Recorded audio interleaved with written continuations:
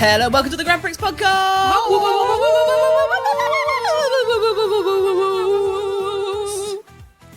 Welcome to Barcelona. It is round 7 of the 2026 season, and we are at one of the good ones this weekend. Let me tell you why I'm excited. This place has hosted F1 since 1991, so you know the racing's awesome. There was also 78 overtakes last year, and the track has a 50... Hello? Sorry. And the track has a 50% chance of a safety car, which means chaos comes with the territory. They've even put softer tyres on this year to force more pit stops, which means it's going to be electric and petrol. But let's ask some of the people who know just how amazing it is to race on this circuit, how they've been feeling about racing at Barcelona-Catalunya this week. Let's chat to some of the drivers, shall we? Oh, yeah, we got access. Okay. Hello, Fernando Alonso. I know this is your home race. You must be excited to get out on track and give it your all for all of those fans out there coming to see you. Your last F1 win was actually right here in 2013. I'm sure a win might not be possible in your current Aston Martin, but how are you feeling today? Yeah, it's going to be a torture. Oh. I mean, admittedly, you and the team haven't had the best start to all these new 2026 regulations, but maybe the home crowd is exactly what you need. There's no strategy. Not even safety car or anything like that will help us. Let's see. Well, I wish you all the luck in the world today, Fernando. Charles Leclerc, hello. We saw you crash out in qualifying yesterday. Take us through what actually happened. I am stupid. Switch off everything. Listen, we all make mistakes, Charles, but it must be said, it can't be easy seeing your teammate get P2 whilst you're out of the bloody session. Fuck that! So fucking shit I am. I am so fucking shit. That's all I am. No, you are a certified cutie patootie, and I'm sure you'll be able to climb up the field today. Don't worry. Well, Sir Lewis Hamilton, you've actually won here 6 times, and after your P2 yesterday, do you think you have the pace in the Ferrari to challenge the Mercs? I'm not close enough. I'm not close enough. I'm close, I'll do it. No, of course, that's understandable. Well, we saw you brought Kim Kardashian to Monaco. Would you mind telling us how you two met? Mate, I'm going to crash out here. No, you're right. It's your private life. I should be respectful of that. Sorry. Have a tea break while you're at it. Come on. Yikes! Okay, we seem to have got off on the wrong foot. Sorry. Moving on to the total icon on the grid. He's engaged to his Australian fiancée, Tiffany, and he's the most Australian-looking Finn I've ever seen. It's Valtteri Bottas. Valtteri, what would you say to the haters that think that Cadillac is a complete waste of time and shouldn't really be on the grid? To whom it may concern, you. Damn, very direct message. Well, happy racing here today in Spain, I guess, Valtteri. I know one man who would love to have a faster car. It's the legend, Nico Hülkenberg. Nico, would you welcome a car that can reward you with some more performance and some points? Oh, yeah, give it to me. Give me the points. Yes. Wow, we love the enthusiasm. Everyone else has been quite grouchy. Keep being an icon, Nico, and good luck today. Oh, fuck me. We've got the 4-time world champion, Max Verstappen. Max, Barcelona has been a right happy hunting ground for you. You've won here 3 times in the past. How are you finding the 2026 season so far? Hey, this is boring. Should have brought my pillow. Oh, okay. No worries. I mean, you know, the regulations have been a bit topsy-turvy. Wow, I'm actually honoured to be standing with world champion Lando Norris. Lando, we've seen you have flashes of strong pace this season, but it must be a huge adjustment going from being top last year to where you guys are today. I mean, how are you dealing with it all? Oh, shit. I'm not crying. Oh, I'm so sorry. Okay, let's move on quickly. Isaac Hadjar, you are a Grand Prix favourite driver, we must say. Yes. We have heard the news about the FIA reinstating Pierre Gasly's 3rd place in Monaco. Do you think that's fair? No! I destroyed the car! I'm so sorry for bringing that up, Isaac. Well, the drivers might not be in the best mood for racing, but we certainly are. Here at the Circuit Barcelona-Catalunya, there are 14 high-speed corners where it is brutal on the front tyres, brutal on the drivers' moods, and welcome to the Spanish Grand Prix. I love that! Didn't realise you had so much direct access to the drivers. I know! I've had to send a lot of fucking nudes. Oh! The Kim K way. Yeah, no, honestly, I really had to degrade myself this week. What was your favourite pose? It was a ping pong shot. Requested by who? Oscar Piastri. He wasn't on there. I know. He'll be hearing from my lawyer. I fixed something, see if you can spot it. Welcome to the Daily Prick, where the news stings and so do we. This is your daily dose of the stories that you needle to hear. Why do we stink? What? He said, where the news stinks and so do we. It's with the Daily Prick. Oh. Sting, not stinks. What? Sting. It stinks. I was like, why are you saying we stink? Why are you claiming that? Why are you getting so defensive about it if you don't smell? I don't. Well, you clearly do. We've had to send you to another room to do this recording. That's because it smells so good. Stink of joy. Stink of joy. If Grand Prix ever releases a perfume line, that's going to be the name. Yes. Gasly has his P3 podium in Monaco reinstated after a right to review. Yes, Yeah. he did. And for anyone who is wondering why the Monaco Grand Prix garden was so late on socials, it's because Queen Rosa, shout out you commented on the Canadian Grand Prix one about how I would probably end up having to dig up some seeds because of all of the penalties and stuff. And I said, hells to the nah. And so I've waited until the dust has settled. I've written the script. I need to film it. I need to edit It's it. actually quite self-indulgent. I've got things to say if you don't Oh, mind. sorry. Taking over with the subgenre of the Grand Prix garden. How dare you? I thought you were going to say you did dig them up. No, I don't know what. I have no marker points in any of it for where the seeds will be. That is really quite low brain cell for you. Why? Because why you didn't have a marked out point of where you're planting them? No, I just go anywhere. Well, that's you're living your problem. I've pointed that out to you before after you did the first one. I was like, where are the labels? For the Why would there be teams? labels? For the So that you team. know where you're going to plant for each team. No, it's just random. But That's the fun of it all. yeah, but you're explaining your problem right now is half what we're. the fucking seeds are fried. But you I know think that's which user ones, error. if you had labeled them. That's actually true. This is the gift that keeps on giving. Pierre Gasly was demoted from 3rd to 7th at the Monaco Grand Prix last week by being handed 2 5-second time penalties for pit lane speeding. Our hearts went out. They really did. Then on the Friday in Barcelona, the FIA finally admitted it had measured the pit lane with the wrong distance and handed him the podium back, bumping Isaac Hadjar off it. Wah, wah, wah. Alpine presented evidence that the stewards agreed was significant and relevant new element regarding an incorrect distance calculation in the pit lane. Then McLaren and Red Bull both lodged notice of their intention to appeal the decision to rescind the penalties. So the sport penalised a man, unpenalised him, and is now being sued for the unpenalising, all because someone fat-fingered with a bit of tape measure. The prick here can be the FIA's measuring wheel if you want a non-human villain. I mean, I'm still gutted for him. Why? Why are you getting? I'm still For who? gutted for Gasly because it's good that he got his P3 reinstated, but he got his moment of being on the podium stolen. That is Yeah, true. yeah. know? But then counter, Isaac Hadjar got to celebrate it and then got it ripped away from him. Yes, but I remember when we did the episode last week, I was like, I'm happy for Isaac. At the same time, I feel like I can't really celebrate him that much because I felt like this was a position that was supposed to go to Gasly. It's like, yes, he did get to celebrate and then got it ripped away from him, and that's really sad. But Isaac got to have a moment on the podium last year and celebrate and actually really enjoy it. But Gasly, this could be very much like, one of his only chances this year to be celebrating on the podium, and he didn't even get that. I feel like half the fun is getting celebrated. 1,000,000%. And putting it Yeah. on the Instagram stories. Yeah. True. I mean, does this not open a can of worms though? Like, at what point do you then get Mercedes launching an appeal for George Russell? Like, if Gasly's penalties got rescinded, surely Mercedes can launch an appeal for Russell that he shouldn't have had his 5-second penalty for speeding in the pit lane and then subsequently shouldn't have got a penalty for not serving a penalty that shouldn't have ever been there. Yeah, that's true. But I guess it depends on how much effort they want to put. They might be thinking he actually did deserve that one. Celebrity witch curses F1 driver. Oh. Towelgate was never an accident. On that Monaco podium, Kim Kardashian picked up the towel, leaned over and whispered 5 cursed syllables. you are gonna stop winning, and sealed it with a kiss. Suddenly, Kimi's entire racing soul folded into the terry cloth like laundry from the underworld. The "To Kimi from Kim" towel replacement she sent to Barcelona this week, it was a booby trap under the veil of a funny apology for online fans to enjoy.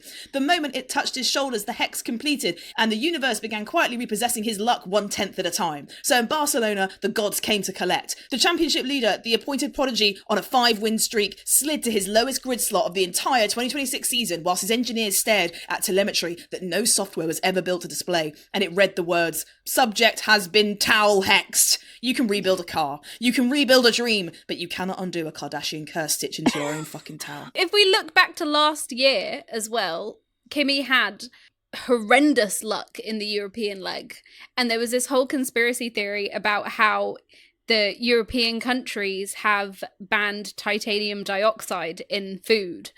And because Kimi wasn't basically able to eat food with titanium dioxide, it meant that he wasn't performing as well.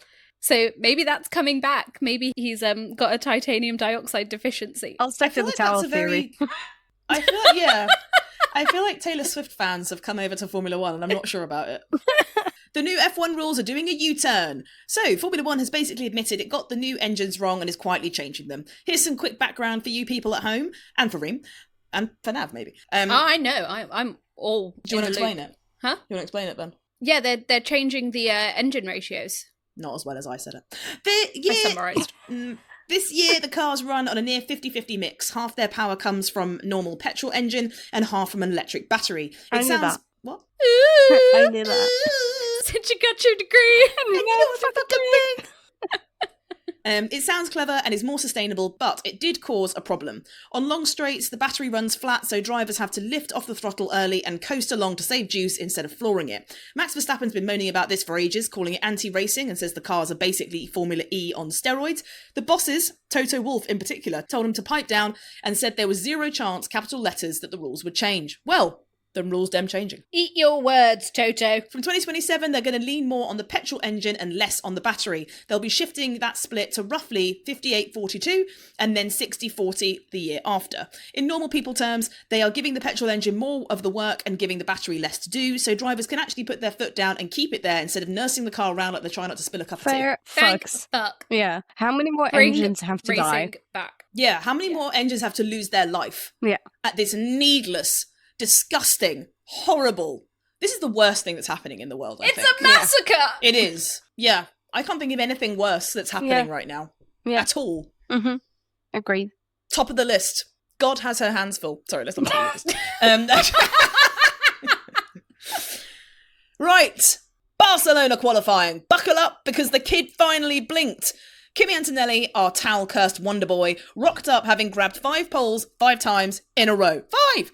And then his own teammate mugged him in his own garage. George Russell, fresh off 2 weekends of scoring absolutely nothing, decided enough was enough, threw the team's setup notes in the bin, did his own thing and stuck it on pole. His exact vibe afterwards was basically, yeah, I stopped copying my homework off the fast kid that turns out I'm actually quite good, actually. Antonelli, 3rd. His streak's dead. Somewhere, a Kardashian smiles. Now... Lewis Hamilton, bless him, 64 thousandths of a second. That's how far off pole he was. To put that in human terms, that's about as much time as it takes you to blink, sneeze, or realise that you've sent the text to a wrong person in a group chat. That happens so many times. Been there, it was damaging. Oh. So close to his first proper Ferrari pole, and yet... 2nd, again. The man is becoming a professional runner-up, but the encouraging bit is that he's genuinely fast now. Not flute fast, genuine fast. And then there's Charles Leclerc. Oh, Charles. Yeah. He had the quicker Ferrari, a real shot at pole. The whole thing was on a plate, and he put it nose first into the barrier in Q3, climbed out, head down, did the walk of shame across the gravel like a man who's been caught raiding the office biscuit tin. His own words for it afterwards. Yeah. His own words for it afterwards was ashamed. He starts 10th from a car that could have been on pole. Magnificent. Our feel-good story of the day, though, Lance Stroll. Lance out-qualified Fernando Alonso, a 2-time world champion, for the first time in a proper qualifying session since last year. Historic stuff. And when asked how he felt, Lance, glowing with pride, said, and I quote, "I don't care, I don't know, I don't give a fuck." Wait, actually... I think so, yeah. You can fill in the rest. Inspirational. Get him on a motivational poster. Mind you, they both got knocked out in Q1, so it's a bit like winning a fist fight in a queue for a Titanic lifeboat. Quick lap of the losers' enclosure. Williams got, in their own words, destroyed. Alpine's Pierre Gasly said his car kept steering itself sideways and he's never felt anything like it in 10 years, which, given how his season's going for him, tracks. And Alonso summed up his Aston Martin as worst car, worst engine. So it's all going well over there. Bottom line, Russell's on pole, Hamilton's lurking, Antonelli's spell broken, and Leclerc is in the bin. Sunday should be good. Sorry, I decided I can't bother to keep speaking seriously about qualifying. And if you don't like my summary, why don't you stop being lazy and go and fucking watch the highlights? How about that? It's on YouTube. Yeah, so if you don't like we it, don't have to I actually don't care. We don't have to do the work. Exactly. I'm not your mother. Mm-hmm. Thanks, Room. Why aren't you backing me up? No, I'm with you. We should all be on the same page. Yeah. It's actually, yeah, you are on my same page, right? Yeah. You're in my. Now you sound like. I'm in your corner. I'll take a bullet for you. All right, Bruno. When is Charles Leclerc's luck finally going to start coming in? When he stops being silly. Oh. Stop focusing on your marriage. Start focusing on your car. I mean, the qualifying was just sloppy, wasn't it? Let's be honest. He made a big thing of last week, like, listen, when it's my fault, I have to own it. But this week it wasn't my fault. And then he was like, I'm ashamed. So, like... He's so hard on himself, though. I find it so difficult watching his like post-quali and post-race interviews and stuff, because he is like so self-deprecating and so tough on himself that it makes me like emotional to see. It's like watching a wounded puppy like slam its head into a wall. That's horrific. I think Well, that's what I mean. That's how I feel. That doesn't make me sad. I think that puppy's psychotic and you need to put it down. Maybe it's the Ferrari effect, because Lewis had the same sort of like energy last year when he was not doing that great, and he'd be doing his interviews and saying like, yeah, I suck, basically. Maybe So you think there's mistreatment, like the Red Bull second seat curse where they just don't get podiums? Yeah.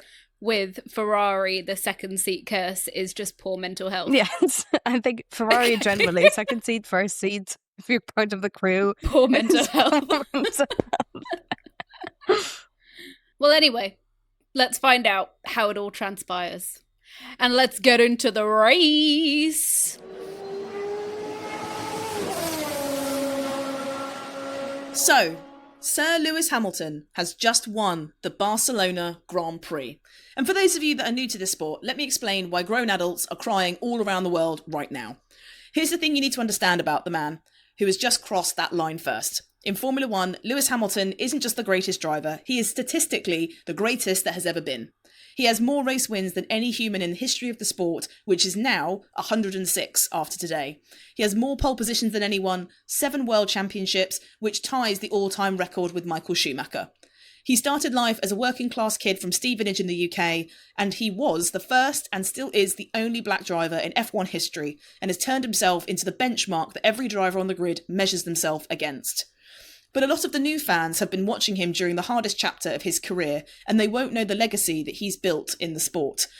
Last year, Lewis did something nobody saw coming. He left Mercedes, the team that he'd won 6 of his 7 titles with, and signed for Ferrari. And initially, it went horribly wrong.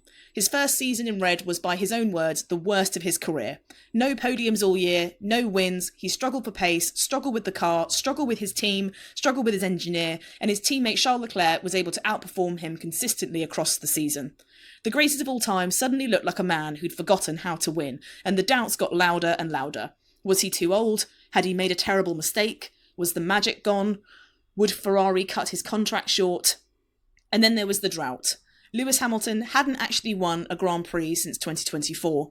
For a man who used to win almost every other weekend, it felt like an eternity. Today marks his first win with Ferrari. It's the win that made that gamble feel worth it. The win that shut down the doubters. At 41 years old, an age when most drivers have long retired, he's just been able to beat the dominant Mercedes and the very team that he walked away from after they made it clear they saw him as nearly down and out and replaced him with a teenager of Kimi Antonelli. But here's a lovely bit of history for you.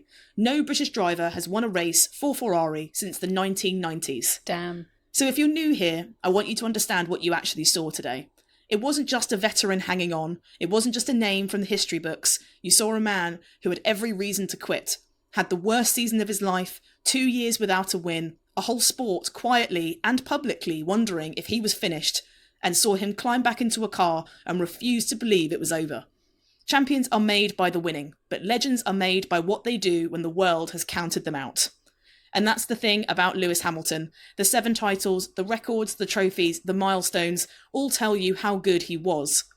And Lewis was once told by a fan to remember who he is, and today he told us. And one day, when this is all over, you'll be able to say that you were watching the afternoon, the greatest of all time, reminded everyone exactly why. That was beautifully written. You should be a columnist. I should be many things, but people really don't like to see me win in life. Oh. But we Sorry. like to see Lewis. All right, Lewis. Sorry, I forgot we were on pod. Yeah, I should be. Yeah, I mean, honestly, like with Lewis, when I started watching F1, before we did the podcast, I watched some of 2024 with you, and I did watch the Silverstone race where he won, but I didn't understand like how significant of a moment that was. And then 2025 happened, and it's like, I know about Lewis's history. I know about him being a legend. I've listened to your research. I've seen old clips of him winning, but I just didn't get to see it in person watching F1, see him thrive, see him be like an actual legend. And today's race, I see it. Today's race was beautiful. Like, he was just in it. He just took that position, won the race beautifully. He had such a good drive. He's already had such a good start to the 2026 season anyway. He got P2 twice. And he just, it was incredible to see. Seeing as well, like, you can tell how much respect other people have for Lewis, seeing all of the drivers come up and congratulate him after his win. You know, Lando, Kimi, George, Max. It was very beautiful to see. And as well, like, what we also saw was Ferrari feeling whole. Yeah. Like, Ferrari and their strategy historically has been shite. But today, they pulled it out the bag and they just knew what they were doing and they got it all right. There was nothing that they did that at any point I was thinking, oh, for fuck's sake, they've gone and ruined it. Like, they just did it. And they made Mercedes really question what they were going to do. Yeah. They had their thinking caps on and they had no clue what was going to come up. Yeah, that virtual safety car really did change the course of that race, because without it, Lewis's 3-stop strategy compared with the 2 of George and Kimi would have had him catching the 2 Mercs and contesting for victory in the closing laps. But instead, he was able to save 10 seconds on a pit stop and still come out in the lead and then pull away on fresher tyres. Yeah. With Lewis winning, and Kimi Antonelli obviously was able to narrowly get past George for P2 and then saw his Merc tumble out of nowhere and lose power, which felt like maybe Mercedes aren't as dominant. For those that don't know, Ferrari have brought a big upgrade to their floor this weekend. They brought a lot of components. They brought 8 upgrades in total this weekend. I would say that in terms of the development race, I think Ferrari are outworking most of the top teams, Mercedes included. And Mercedes still seems like they have blistering pace. And it's not, I don't want it to be recency bias. They're still a huge threat. They're still, head and shoulders above the rest. And they've done a fantastic job with their car, the engine and everything. The synergy in the team is fantastic. However, they do seem to have some gremlins in the background of their engine, because this is quite a few retirements we've seen from Mercedes-powered teams. Yeah. Quite noticeably, McLaren and Mercedes themselves. George and Kimi both have had DNFs now because of mechanical engine failures. So, coupled with Lewis's win and that happening, Antonelli's championship deficit that Lewis is trying to catch up to, I guess, is 41 points. And George also closes in on Kimi and is now 50 points behind Kimi.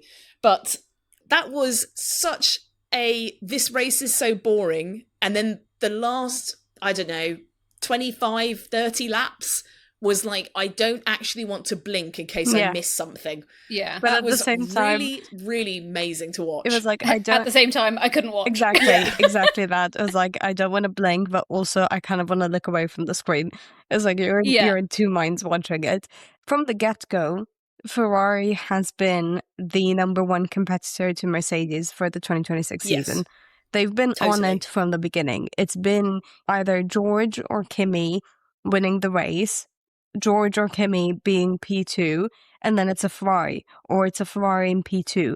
They've been brilliant. They've really been testing Mercedes this year. Mercedes were like, people expected them to be the shoo-in winners for the season, but Lewis is P2. Lewis could very much catch up to Kimi. The season is far from over. I think this is a very different type of Ferrari that I've seen in many years. I've watched the sport for many years, and it feels like gone are the mistakes of the pit stop dramas and the communication errors and the decisiveness. I thought that doing a 3-stop strategy from Ferrari was incredibly bold. And it reminded me of Max Verstappen and Red Bull last year. Like, they kept doing these really gutsy sort of moves. And I was like, when they saw that Lewis was on a soft tyre when he started the race, I was like, okay, your intention is like, we are going to eat this up if we can. We're going to gobble it up and try our best. But it was a really slow burn strategy.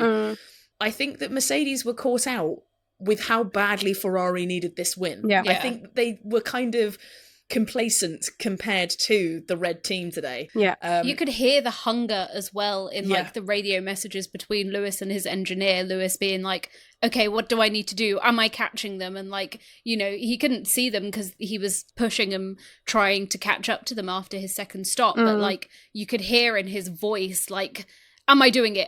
Is this going to work? Yeah. There was definitely a point in the radio messages where you could tell that the engineer himself was like, think we're going to do this. He said, this is 7 laps, critical 7 laps. This is our chance. It was when he said, this is our chance, that it was like, okay, this is your shot. They to all really know go for what's it. at stake here. But that in a couple of years ago, Ferrari would constantly, especially I think back to 2022 when we were in the ground effect era, the first year of them, and Charles Leclerc and Ferrari were the fastest team. The car was red hot coming out of the gates. And second to that, competitor-wise, was Red Bull with Max Verstappen.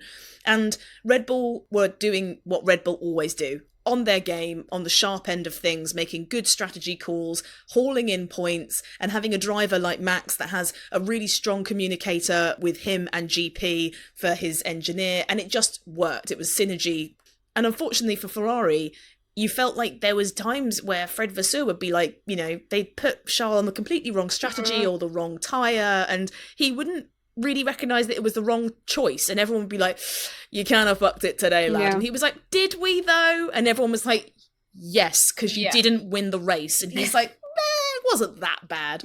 I feel like we've gone through that sort of era of Ferrari, because the jokes around Ferrari being bad with strategy, yes, they're still there because it's just, people are just funny online, but we haven't had the same level of fucking hell Ferrari. The thing I've been hearing more of is like fucking hell Charles, but I haven't really heard people really criticising and chastising the efforts of the Scuderia. Which do you think that's the Lewis effect? Maybe. Do you think that is the fact that you have someone who has won 7 world titles come into the team and basically teach these people who are so ambitious and so hungry for it, you're doing it wrong. This is how you should do it. This is how winners do it. Charles has said that. Charles has said recently that the way that Lewis works has really opened his eyes, and that he's never seen the team more hungry for success in the whole time that he's been in Ferrari. And I also thought that Charles saying last week in Monaco, like, I clearly need to go with whatever Lewis's direction is with the brakes. I thought was quite an interesting statement, because before Lewis was trying to adapt to how Charles' car was set up and he wasn't into it. And Lewis this year has taken it in his own direction, and the team and Charles are recognising, like, whatever Lewis is doing, we need to listen and we need to follow it because it's working. So I think potentially, champion adds a lot of value. I think that it's also probably a combination of different factors as well. I think definitely there's the Lewis Hamilton effect. He's brought in a lot of knowledge, a lot of experience to the team. But also, I mean, I really like his new radio engineer. I think the switch from Adami from last year, there was a lot more like synergy this year. The radio calls today, you could tell they were in sync. You could tell that he was on it. He was giving the correct information to Lewis. And even when Lewis was like, he didn't want to be hearing the radio anymore when he was in the flow, he respected that. Well, I feel like Adami would have kept just giving unnecessary information to Lewis and distracting him. So I think they've upgraded in many different ways. And I think as well, he's just adjusted to the team. He's adjusted to the car. He's adjusted to communicating with them. And I think this is like, last year was the trial period, and it was obviously not his best year, but this year he's got it. He's really, really got it. Do you think he's going to get a contract renewal? I think so. Yeah, I think so. Yeah. I think it'll be after the summer break. I think he needs to keep putting in the performance and keep in the groove that he has. We've said it so many times, but it is really true. You know, momentum works both ways. You can get stuck in bad momentum, but you can really launch yourself forward with good momentum. And I think the way that Lewis was driving sort of transcended the abilities of the car. He was able to find an extra couple of tenths, an extra bit of oomph. And I think it was because he smelt a win. It was like a shark. He like smelt the blood of it and was like, I could actually do this. Yeah. And as soon as Lewis smells a win, he just kicks it up to another gear, similar to all the champions and greats in the sport have the ability to do. They're just able to relinquish some of their sort of human ability, and they're able to drive so instinctively at one with their machinery and just go for it. Yeah. The time that Lewis was taking out of those competitors around him, I haven't seen him drive like that in many years. It was a really, really comfortable, relaxed, aggressive way that he was driving. It was incredible. And also I remember at some point one of the commentators said that they think Lewis would have been able to win this even without the virtual safety car. That's how much pace he had. I mean, at one point during the final laps, there was a whole 20-second gap between him and Russell. Yeah. And Mercedes is supposed to be the fastest car on track. That is insane. 20 whole seconds.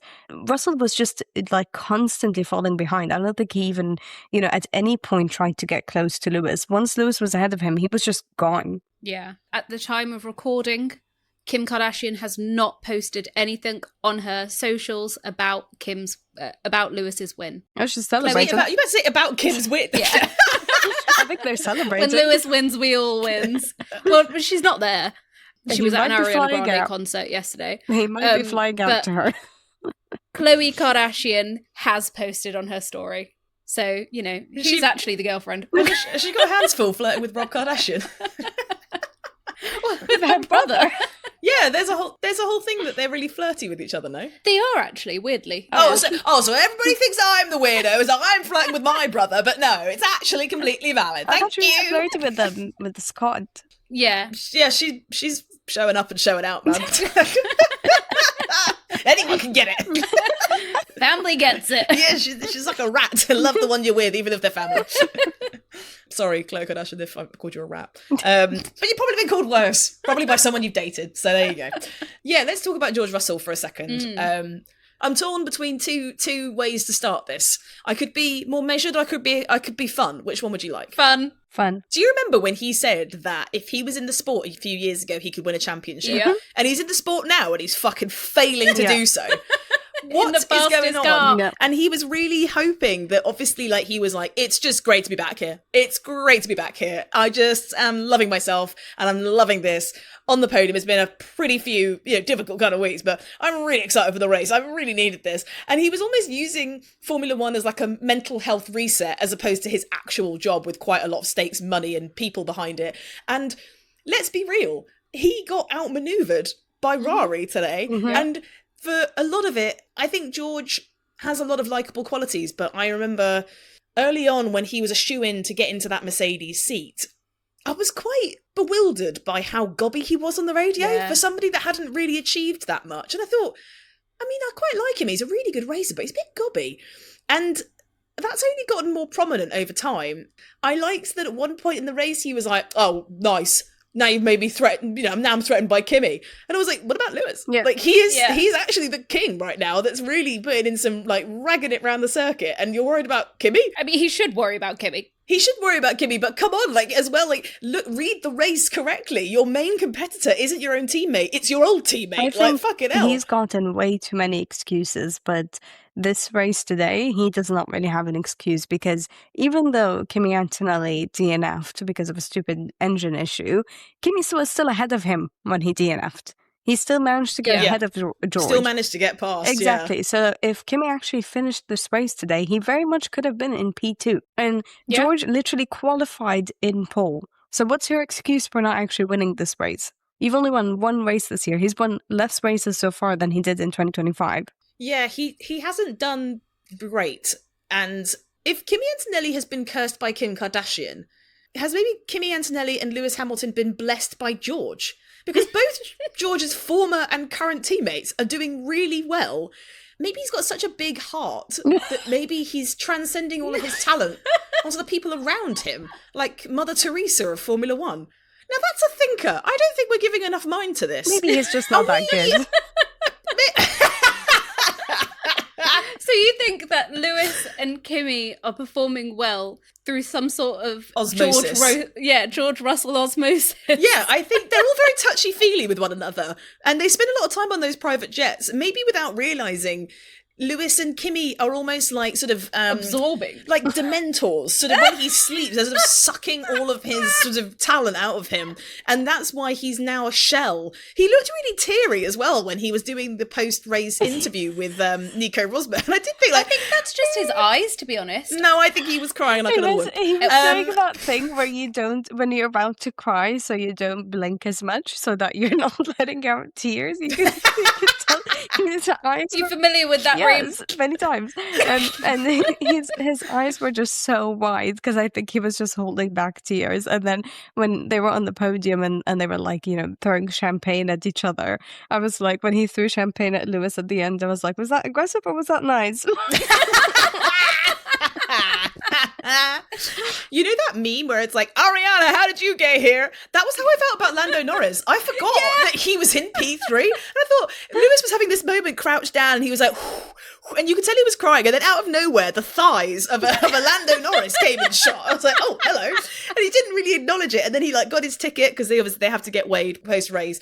He then congratulated Lewis. And then I saw Lando in the background. I thought, fucking hell, it's not your year, Lando. Go away. And then I thought, oh shit, wait, you're P3. My bad. A bit pervy for you to recognise him from his thighs and not the helmet he was carrying next to him. Oh, you recognise him from his helmet, you fucking pervert. How do you know what his helmet looks like? It's a very obvious helmet. No. Do you know what a helmet is in a sexual way? No. Okay. Oh, the head of a penis. Oh. Yeah, a circumcised penis. Yeah.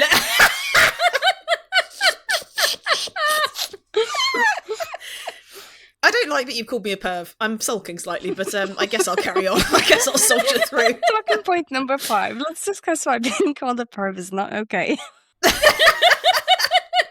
Unless you've actually done it. I was going to say. You should be called a perv. Yes, very true.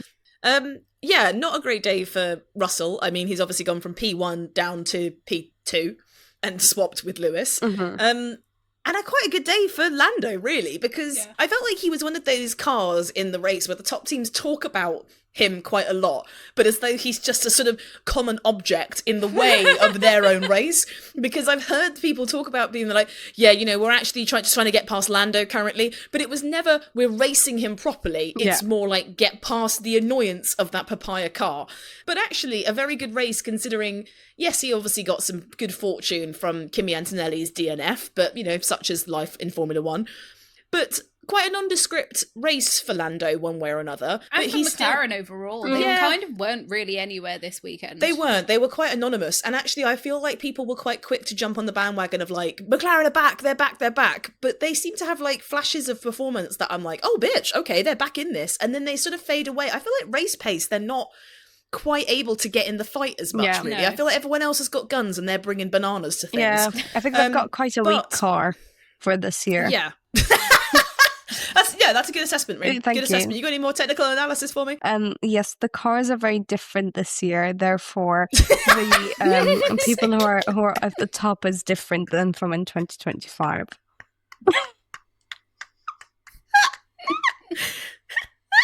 If you want an actual fact, I'm okay. Got what I needed, baby. Thank you. This was the first all-British podium since 1968. Bastard Brits. Can't take them anywhere. All they do is show up and take over. Literally. There's a Brit and an honorary Brazilian, so... Oh my God! Okay. I have a fact for you. Lewis Hamilton is the first Ferrari driver to stand on the podium wearing a do-rag. Yes! fucking seeds for Why the would you keep it on? cultures. Why would you keep it on, man? Because he has his natural hair this weekend. Okay, but He wear had a to hat. protect his hair. Wear a hat. No, because you have to take it off during the national anthem. You can't wear a hat. To be fair, he shouldn't have worn a do-rag during the national anthem either. I'm looking at a photo. He looks like such an uncle. I'm sorry, but first win in Ferrari. You're getting pictures on the podium, and you've got a fucking do-rag on. He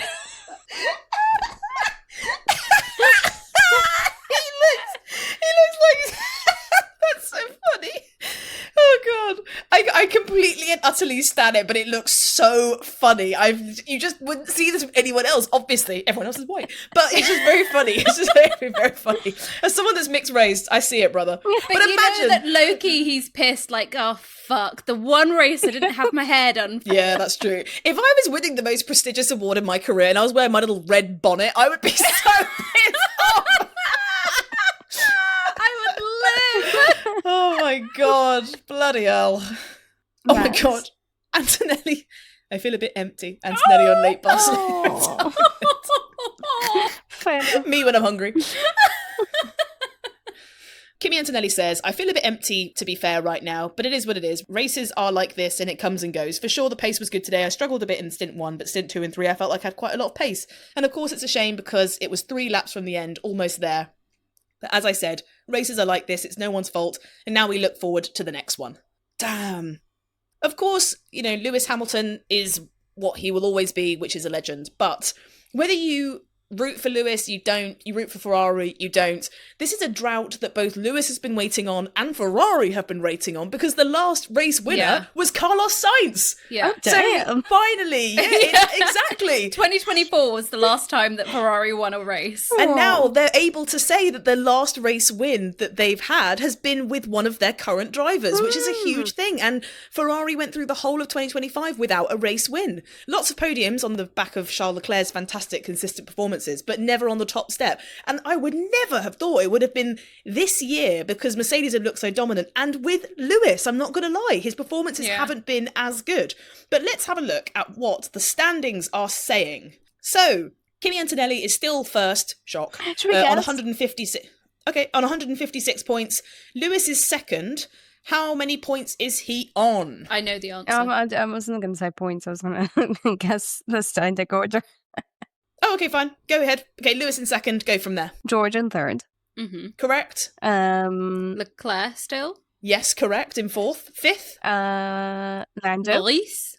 Yes, correct. Sixth? Verstappen. Incorrect. Ooh, is it Piastri? It is Piastri. Oh. Both the McLaren boys are on in fifth and sixth currently. Who is in seventh? I find that shocking because I feel like I haven't really seen Piastri at all this season. So Yeah, but anonymous. Do they even take his interview anymore? He's I kind know. of been just consistently in the points, but where a lot of the other drivers have either had high positions or just not in the points at all, I think that's where it balances out. Yeah. This is what happens when someone who is very laid back, quiet, and to themselves isn't winning or leading for a championship. They just get lost in the mix. Yeah. He needs to be trying to act like Daniel Ricciardo. Maybe wearing a do-rag might bring him some attention. Maybe not positive attention, but, at least people would fucking remember what he's up to. Who is in P7? Is that Max? Max. You what? Is that Max? Are you saying Isaac Max? Is that Max? Max. Oh my word, I thought you were saying Isaac Max. Yes, it is Isaac Max. Who is in P8? Isaac. Incorrect. Oh, Gasly! Correct. Oh. Because of the podium Oh, switcheroonie. yeah. P9. Isaac. Isaac. Who is in P10? Ooh. Ooh. Part of the Red Bull family? Lawson? Yes. Damn. And I don't like it when he wears a backwards cap and that No. little cooling vest and nothing else. I No, find he it looks rather so, risque. So Yeah. silly. P11. Holy crap. Lindblad. Colapinto. Yes! Colapinto! Damn. Alpine have been there. Yeah, that's Do we true. want to keep going or are we bored of this game? No, I'm enjoying it. Okay, fine. P12. Lindblad. No, I'll give you a hint. Urgh. Behrman. Yes! Ah. P13. Lindblad? Yes! P14. That's my guess. That's my little hint to you. What? I think it's your man's. Oh, Sainz. Why wouldn't you say my man's? That's what My I was saying. I was saying mans. My man. my man's. P15. Ocon? Ocon. No. Albon? Bortoleto. No. Albon, yes. Mm. P16, the man you keep saying. Hulkenberg. Fuck on! I know, it's joking. P17. Bortoletto. Hulkenberg. Oh, fucking hell, girls, come on. Alonso? When the fuck have I ever said his name like that?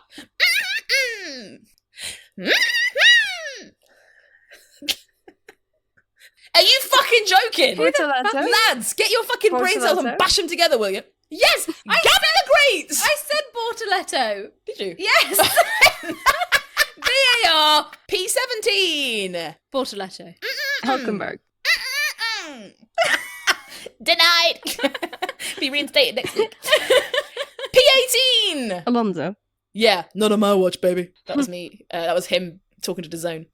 P19. Hulkenberg.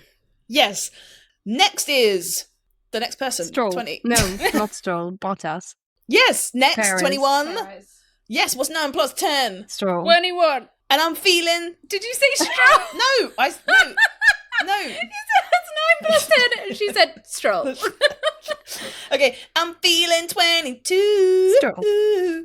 Yes. Strolly Wolly. Strolly woly, woly wo. Shut up, isn't Lewis is now the only driver to have completed every single race. God He's the only damn. non-Mercedes race winner. Yeah. Ooh. And Mercedes are number 1 in the championship. But Ferrari are only 72 points behind, which I know sounds like a lot, but it actually isn't. Mm. Considering how dominant Mercedes are, they've won all of the races bar one so far. Is pretty impressive. And I think those DNFs are starting to add up. Yeah, they've I had agree. 3 in a row now. 3 Yeah. in a row where one driver is DNF. You know what they say? 3 is a magic number. This has to be the only podcast where people break into song. Fernando Alonso retired from what could be, as he put it this week, his last Barcelona Grand Prix, as he retired with a battery issue and declared that the fan support he received throughout the weekend was his one and only fucking highlight. Damn. He said that being outqualified by his teammate Lance Stroll, rude, it was the worst car and the worst engine. Sorry. His weekend suffered further when Aston Martin announced that he would start the Grand Prix from the pit lane as the team had changed his engine store and MG UK. It had been Alonso telling his fans that he would rather stay here and watch the race with them as it would be more comfortable than in his car. Damn, he's not dramatic at all. He's just Spanish. On a serious note, though, like, I feel like Aston Martin being shit this year has been like a running joke, obviously, because they've had such a shit car from the start of the season. But it's genuinely really disappointing because last year they were doing quite a decent job, and I actually had really high expectations for 2026 with Aston Martin. And it's really sad to see that they've just been awful. Yeah, to be fair, nobody is saying Adrian Newey's name anymore. Oh my god, yeah, he's in that team. Yeah, that's what I mean. Whoa! You know what that was like? That was like when you think you finished all the chocolate bars in your house and then you open the cupboard and you find one tucked into the corner and you think, hey, where did you get except here? that chocolate is now got mold on it, it's melted, it's not edible. Chocolate never lasts that long in my house. I don't think I've ever seen chocolate go multi on my fucking watch. So, the reason that Fernando Alonso admitted that this weekend's Barcelona Grand Prix could well be his last race at the circuit before he retires and stops competing in F1 is because the venue is only set to return on the calendar in 2028. Oh. So it doesn't mean that he might be retiring at the end of this season. It just means that maybe next season, when it is his last, he won't be racing there. Oh, okay, yeah, because they've got the Madrid Exactly, Grand Prix yeah, now they've as got well. Madrid. It's one of those tracks where the FIA have been, I feel like we've covered it before, but they are putting some of the racetracks in like rotation so that they get a variety of different racetracks. It will be on rotation with Spa. And will host races in 2028, 30 and 32. I actually had an idea for the Spa Grand Prix. Do we do the record from the recording Spa? while wearing... Oh, no, I was just going to say, do we do the recording with, like, face masks? I'm down. That would be so uncomfortable. A little though. pamper sesh. I think I need it. I mean, on a personal note, I'm on a Korean skincare journey. I am the oldest in the group, but you wouldn't be able to fucking tell. Face card Who are valid. you saying looks the oldest here? Don't pull at that thread to get the whole jumper. My skin is, I mean, touch blessed with, partly the melanin gods, but it is still, it's not black enough that it won't crack. So I do have to put some effort in.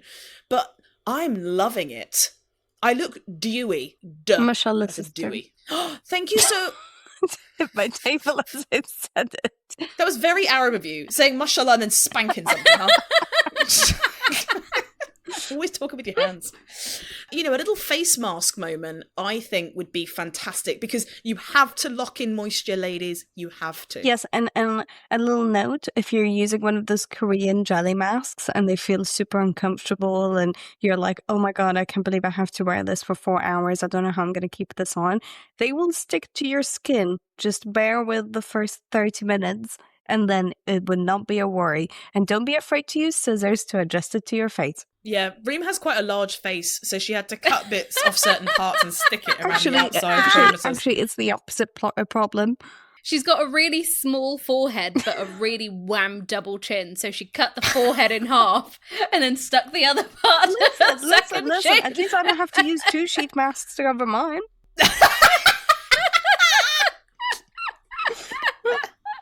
Yeah, no, Nav hasn't been able to walk in years. I don't think I'll ever stop finding it fun to make up bullshit because it's audio only and no one knows the truth. I love it. Should we move on? Is there anything else anyone else to say? I don't feel like, I'm not going to lie to you, I didn't take in much else apart from the fact that Lewis won this race because it was so exhilarating. Honestly. Nothing else is really happening that much.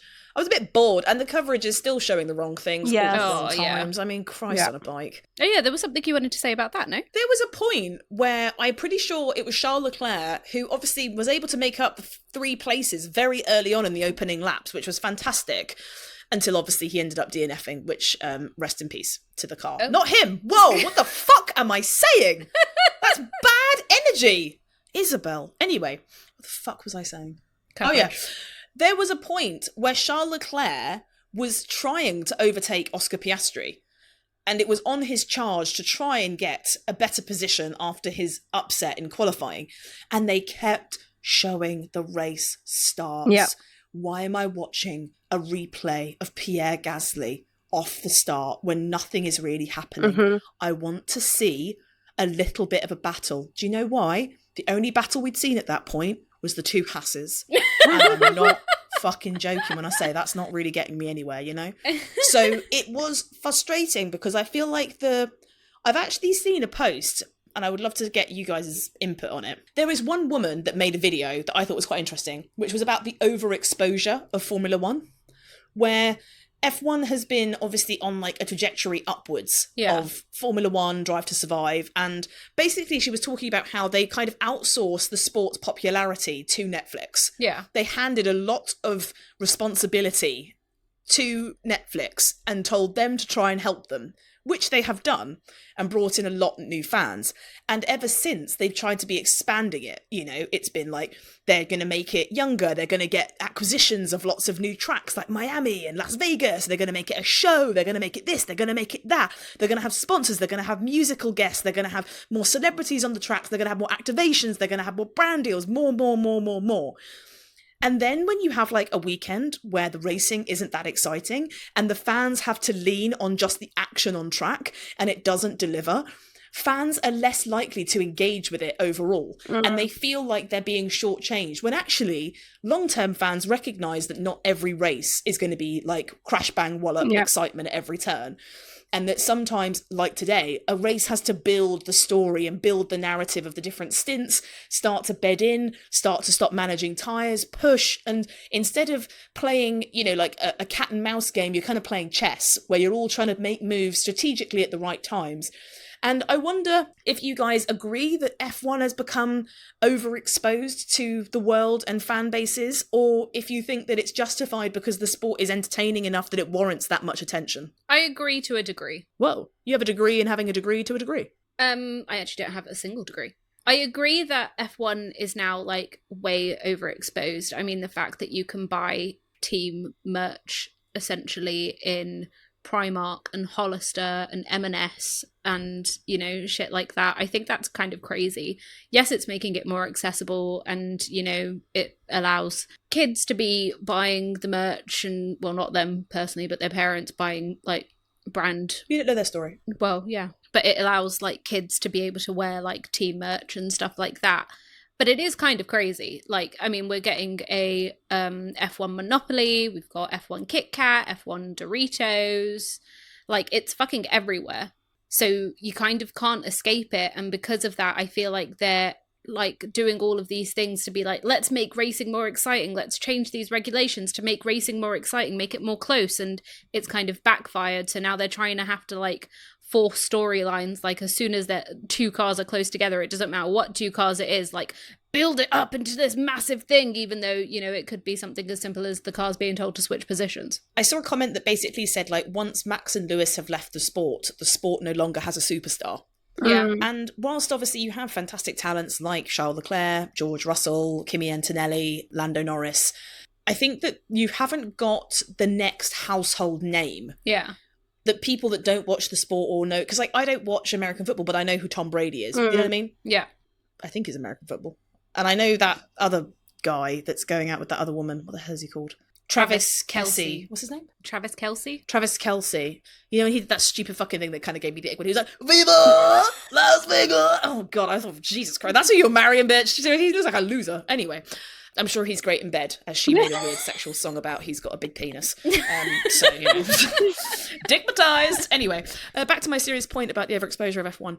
I do wonder if maybe, like, currently you have heartthrobs like Charles Leclerc and others, but do you have someone that's going to be able to push the sport into the next era of greatness and the golden years of something?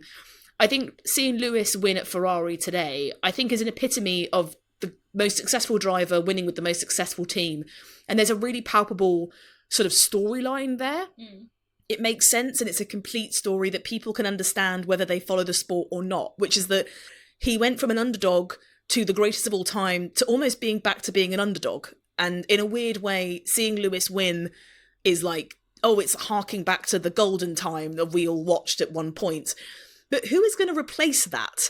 And will people still be endeared towards that sport? Because if you look at the Lewis and the Max fans separately, they are hungry for it. I do feel like a lot of the new fans maybe are more interested in the fan edits, the merch, the Etsy products, and maybe not the racing. Well, I mean, you made a joke about it last week with the Monaco intro, but a lot of the younger Gen Z fans are more into F1 because of the vibe rather than the racing. Yeah. So that was a completely valid point. And I think it's been a worry for a really long time that Lewis transcends the sport. And when he leaves, you've no longer got that person.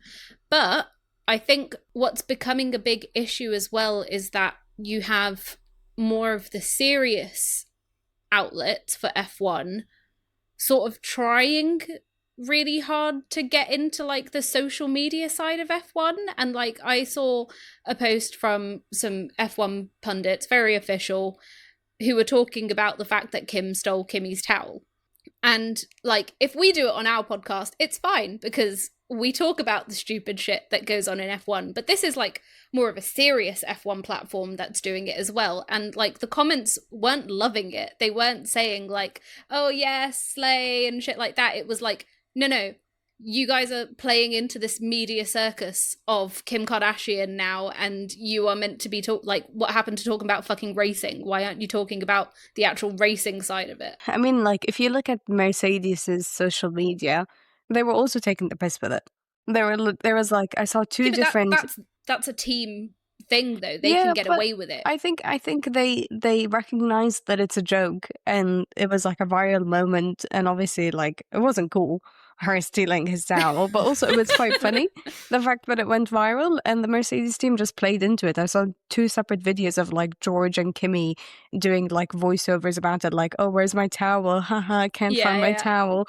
And I think it's like fun. I don't find it an issue at all that F1 has become mainstream. I think it's like, it makes sense. It's quite a cool sport to get into. Like it is very interesting.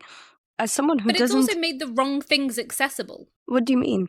Like, it's making F1 chocolate accessible. It's making F1 clothes accessible because you can buy it in Primark and why is that wrong? And stuff like that.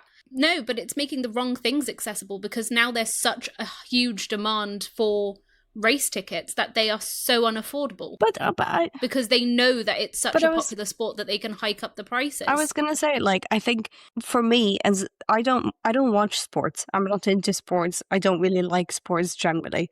But it's like I like to connect with characters. So for me, watching Drive to Survive before getting into watching the 2025 season last year made me really connect with the drivers and be like, okay, I understand their viewpoints, I understand their personalities.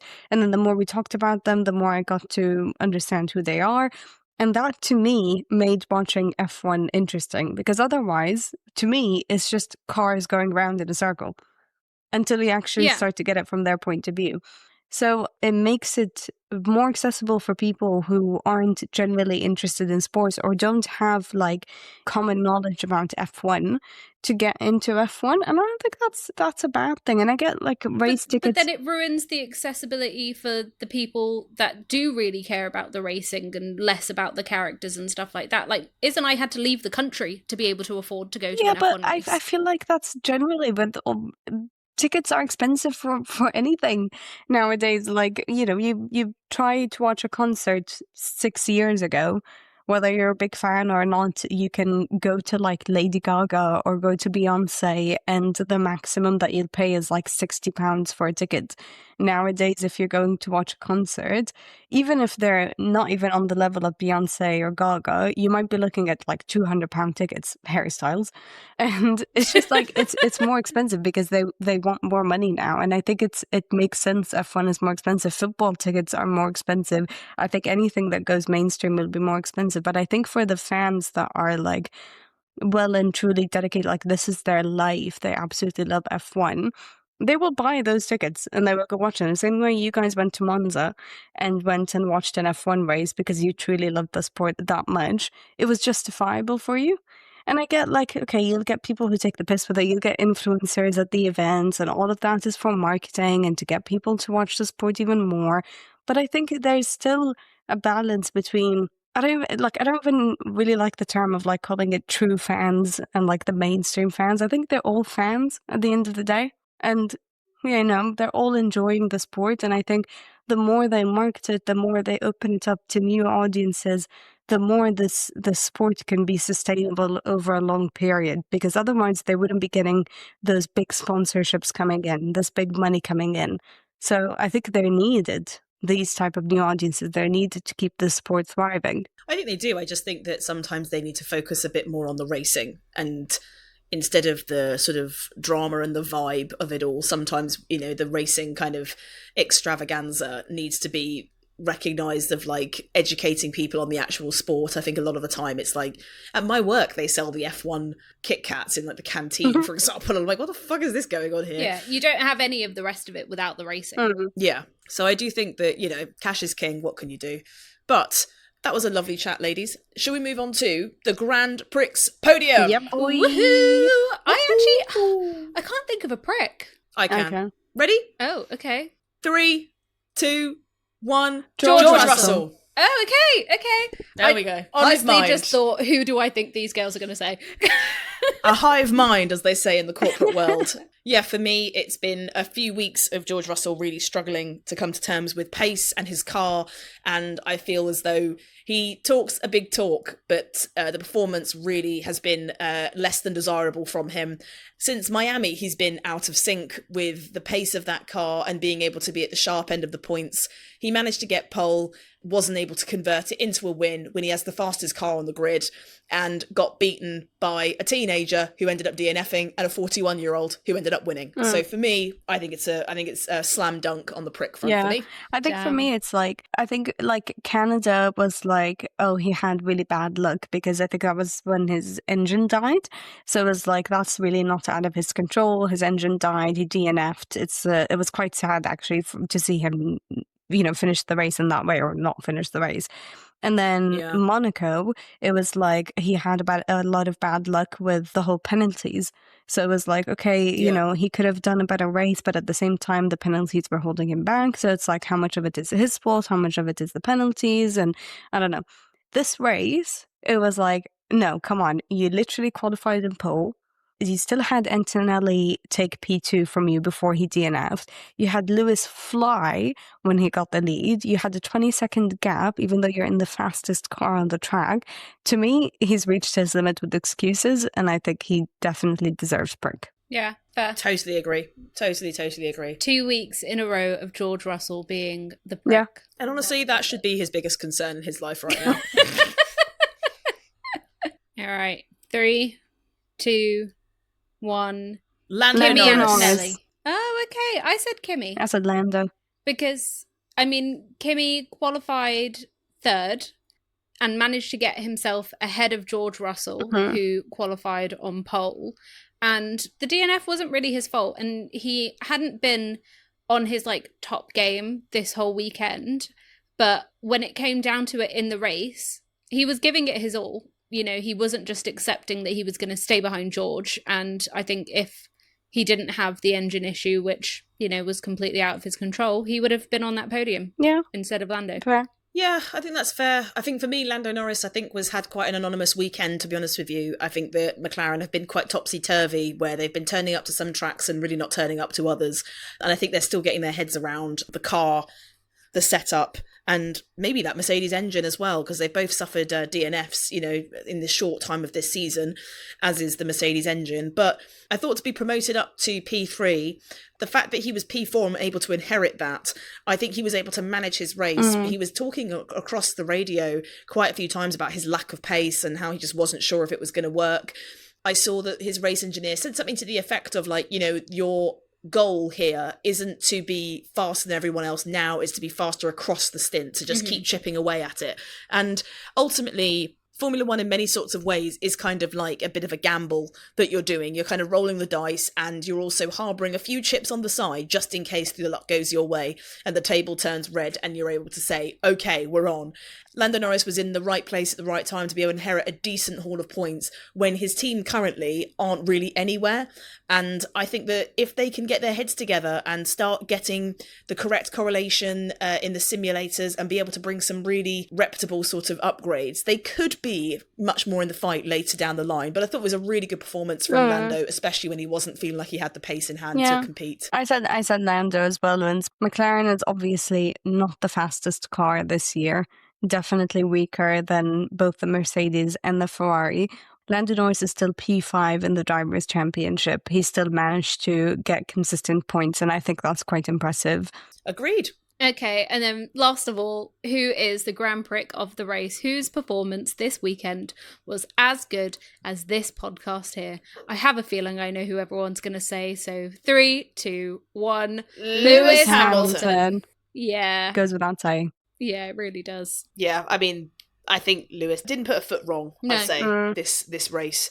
I think Ferrari were decisive and bold with their strategy, and Lewis had the pace to be able to pull it off. Whilst he had the car beneath him, as every great driver does, it's also the driver does still make the difference. Yeah. And I think that Lewis was able to recognise that if he just kept pushing and was able to make the strategy work, he could outmaneuver his old team. And for someone that has stood on the podium next to the man that has replaced him in his team, his old team, must be pretty hard sometimes to sort of swallow as a pill, because thinking that had he stayed in Mercedes and made it work and been offered a longer term contract, that could be him fighting for his 8th championship, must have been difficult to have to process. But the fact that he's been able to keep working and plugging away, and things seem to be moving in the right direction for Lewis, long may it continue, because honestly, whether you're a fan of Lewis or not, he's given you a championship battle. Yeah. And it's actually a very complex battle, because it's a team that he knows incredibly well. Will that come in handy as he tries to take the fight to the old Merc team? We'll have to see. But to do it in red, I'm sure will mean a lot to Lewis. He's done a lot of wins with both McLaren and Mercedes.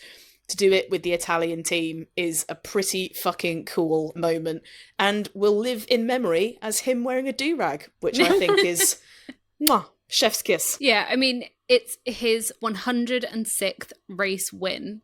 No other F1 driver can say that. Yeah. And even just him qualifying in P2 yesterday, like when we were watching it, we audibly gasped seeing him shoot up to P2. just like his first sector was yellow, and then I think his middle sector was purple, and then his last sector was green, and we saw the yellow and kind of just thought like, no, he's not going to be able to do anything with it. And then like his name shot up to P2 and we were like and less than a tenth away from Mercedes is the closest we've seen Ferrari, let's be honest. I mean, it's been really quite nip and tuck. But his post-race interview, when Nico Rosberg said to him, like, you know, does this mean that the championship fight is on? He said something along the lines of, you know, there's still lots of races to go, and we're going to keep developing and we're going to keep improving. So, you know, we're not giving up. Hilariously, Lewis normally does better the second half of his season. Whenever he's won a championship, he always seems to do better in the second half. So the fact that he's performing so well in the first half of this year, if he goes on to win it, let's see what he does in the second half. Well, it's like how Zach Brown said about Max last year. He's the guy in the horror movie that kind of just keeps showing up. I think Lewis is going to become that for Mercedes. Yeah. Could well be. Yeah. Well, it's not shaping up to be a season that I was expecting to see, but I'm very interested to see if George can be able to rise up the ranks and reclaim being Mercedes' number one point scorer. Get out of his head. Yeah. If Kimi Antonelli is able to come back strong with another race win, or if Lewis Hamilton can keep chipping away in the background on that podium week in, week out, and see what we end up with by the time we come to the summer break. We might be looking at a very different lineup, but I'm excited to see what happens next. We're all Delulu for Lulu. There is no Salulu. I have no line to add to that. Well, the next race is the Austrian Grand Prix in 2 weeks' time, I think. Okay. If you've enjoyed this episode, you can find us on socials. We're on Instagram, TikTok, and YouTube as Grand Prix Podcast. We'll be back when Something's we're back. coming. Oh. That you will be very excited to enjoy soon. Oh. It's the Austrian Grand Prix. Oh.